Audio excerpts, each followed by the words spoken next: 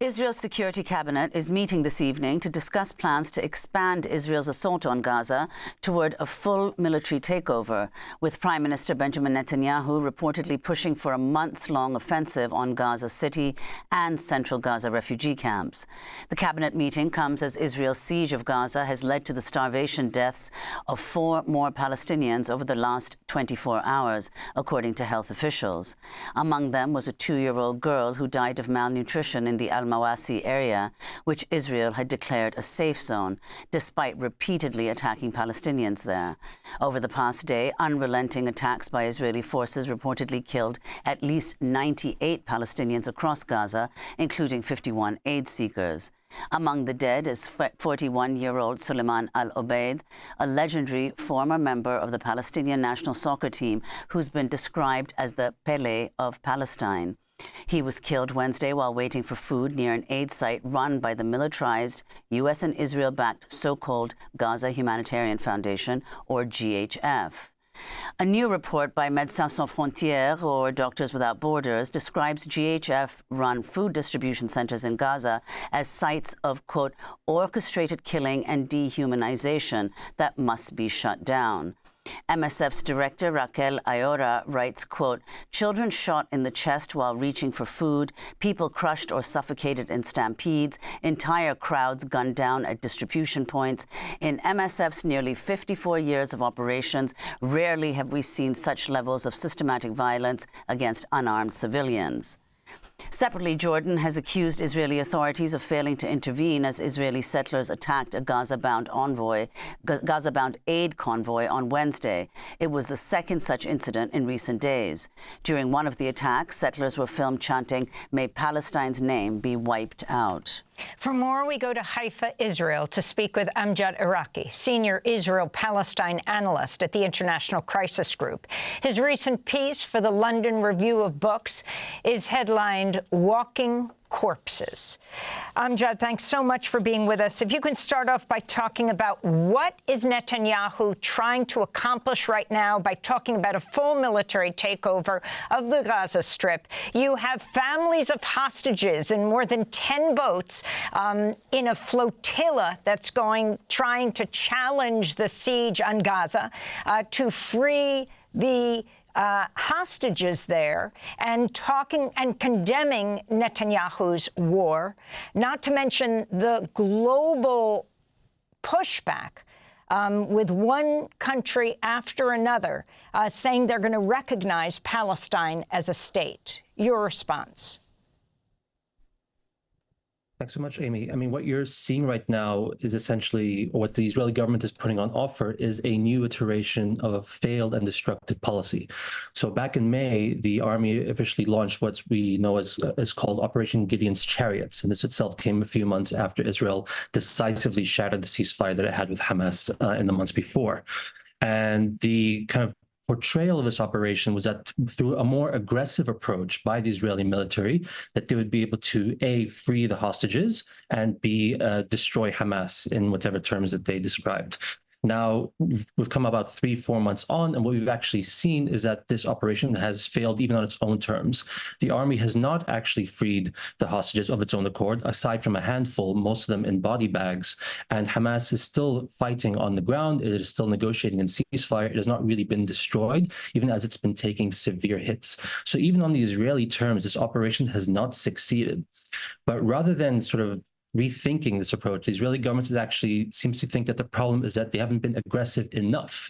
This is even after you've essentially seen the complete rendering of Gaza as unlivable and ungovernable, and now you're seeing this mass starvation spreading to the point that 2 million people are now very slowly sinking into famine.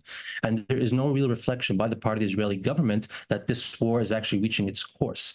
And right now the politicians, especially by Prime Minister Netanyahu, are insisting that doubling down and going more aggressively, and especially by targeting Gaza City, which is one of the prime areas that the military wants to officially sort of set troops on the ground and try to eradicate Hamas infrastructure and to move hundreds of thousands of Palestinians from that city.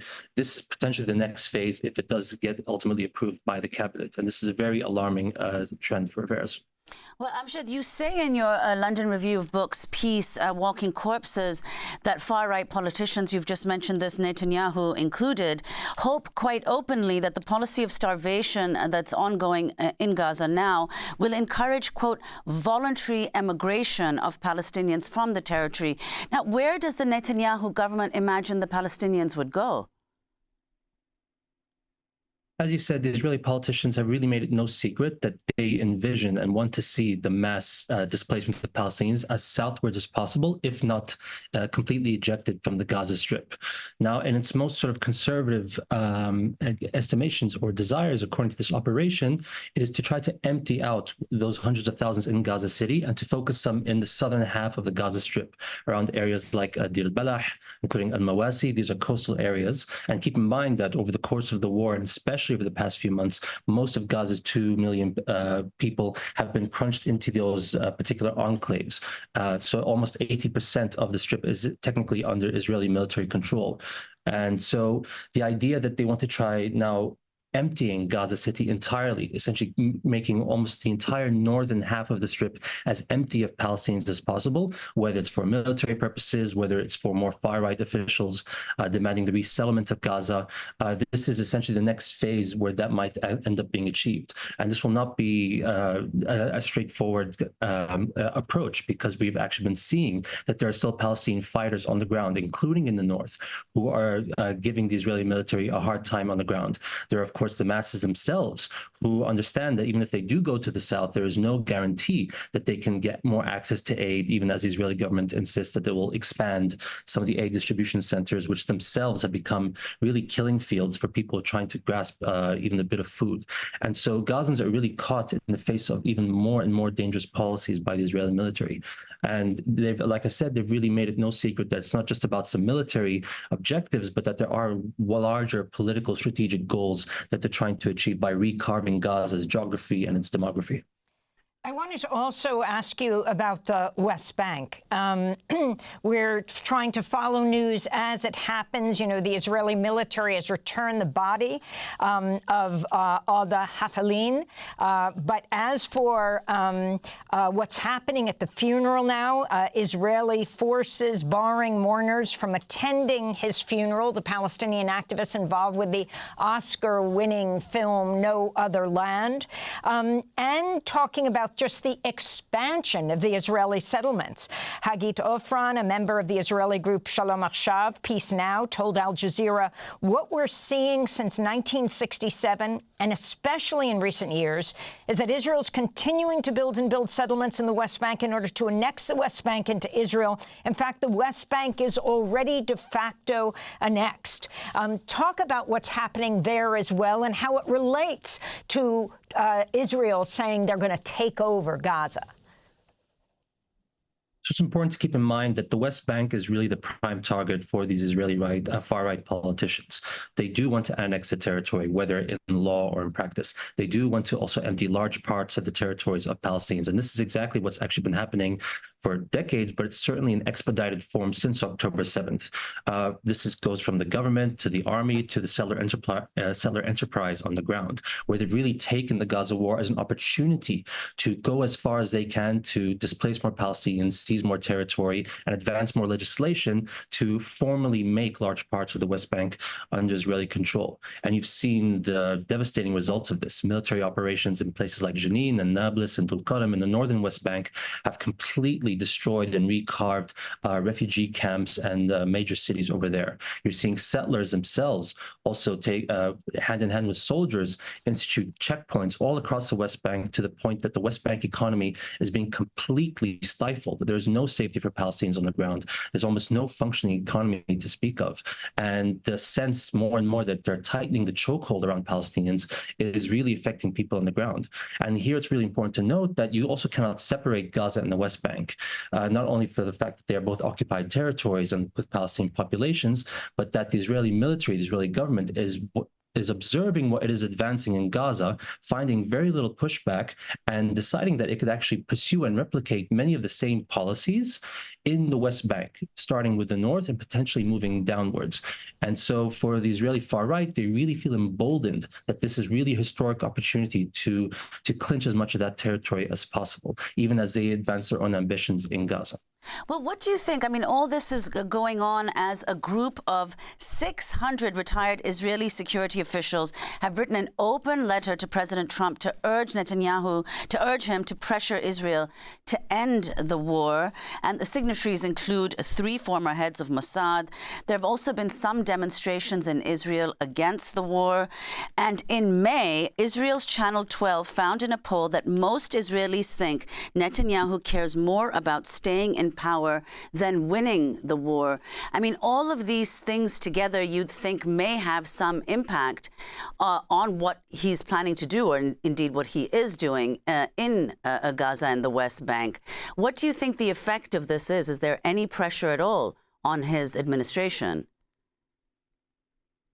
There's certainly been quite a groundswell of Israeli opposition in very Israeli terms. I mean, those who question the war don't necessarily question the kind of justification for it. But what they do feel are the economic consequences of it. What they do feel are soldiers who are either being killed, many being wounded, many coming back with PTSD and other effects of the war of these past 2 years. This is really the longest war that Israel has experienced. And you are seeing both current and former military officials say that there is nowhere further to go.